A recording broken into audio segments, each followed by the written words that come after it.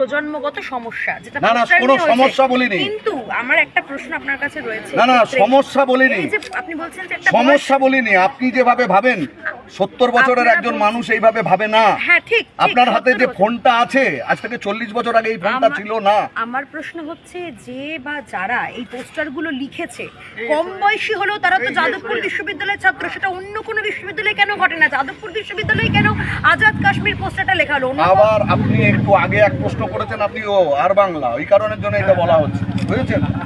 যে এই কারণে বলা হচ্ছে আপনারা হিন্দু মুসলমান ছাড়া এই চ্যানেলের কোনো কাজ নেই, মানুষকে ডিভাইড করতে হবে।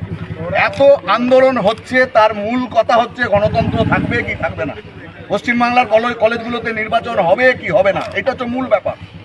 আইসি ইলেকশন হবে কি হবে না, তৃণমূলের তাঁবে থাকবে না মানুষ তার গণতান্ত্রিক পরিসরে তার স্বাধীন মত প্রকাশ করবার অধিকার পাবে, এইটা দিতে চায় না। আর বিজেপি এইটা রাখতে চায়, ওই কারণে মোহন ভাগবত তিলোত্তমার ব্যাপারে আরজিকরের ঘটনায় সরকারের পাশে দাঁড়ায়।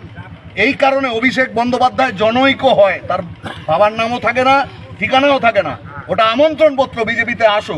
এই কারণে এক গাদা মামলা কোনোদিন নিষ্পত্তি হবে না। সিবিআই জুজু দেখাবে ইলেকশন এলে ভোটটাকে ভাগ করবার জন্য, আর মিডিয়া দিয়ে মানুষকে বোঝানো হবে দেখো ভয়ঙ্কর লড়াই তৃণমূল আর বিজেপি। এখন বেকায়দায় যখনই পড়ে তৃণমূল, বিজেপি তাকে বাঁচানোর চেষ্টা করে। যাদবপুরে বেকায়দায় এই কারণের জন্য এখন কাশ্মীর, এখন দেশদ্রোহী। আপনি কি মনে করেন নাকি আপনার বয়সী ছেলেমেয়েরা ওখানে পড়াশুনো করে? আমাদের কৃতি সন্তানরা সব দেশদ্রোহী? কে দেশপ্রেমিক? শুভেন্দু অধিকারী দেশপ্রেমিক? অভিষেক বন্দ্যোপাধ্যায় দেশপ্রেমিক? এত মাফিয়া রাজত্ব চালাচ্ছে, দাঙ্গা হাঙ্গামা বাঁধানোর মতো প্ররোচনামূলক কথা বলে যাচ্ছে প্রত্যেকটা দিন। সমস্ত চুরি, জোচ্চুরি, দুর্নীতি যেদিন শুরু করেছিল শুভেন্দু ছিল এক জায়গায়, এরা সব মিলে পাপ করেছে। আজকে কেউ মমতাকে দোষী সাব্যস্ত করবার পরে জেল খেটে বেরিয়ে এসে আজকে মমতা বন্দ্যোপাধ্যায় গুণগান গাইছে, আর কেউ বিজেপিতে গিয়ে মমতা বন্দ্যোপাধ্যায়ের গভর্নমেন্টকে টেকানোর দায়িত্ব নিয়েছে। যে এরা যাদবপুরকে মানুষের কাছে ঘৃণার জায়গা তৈরি করতে চায়।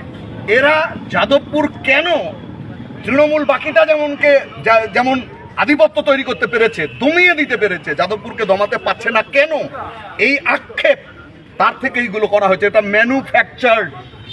ওখানে যে বিভাজনের সুর তোলা হচ্ছে, চেষ্টা করা হচ্ছে, দেশদ্রোহিতার তকমা দেওয়ার চেষ্টা করা হচ্ছে, এগুলো শাসক দুই দলকে সাহায্য করবার মতো আমার ধারণায় এটাও হয়তো কোনোভাবে তৈরি করা হয়েছে যাতে যাদবপুরের মূল আন্দোলন থেকে মানুষের দৃষ্টি ঘুরিয়ে দেওয়া যায়।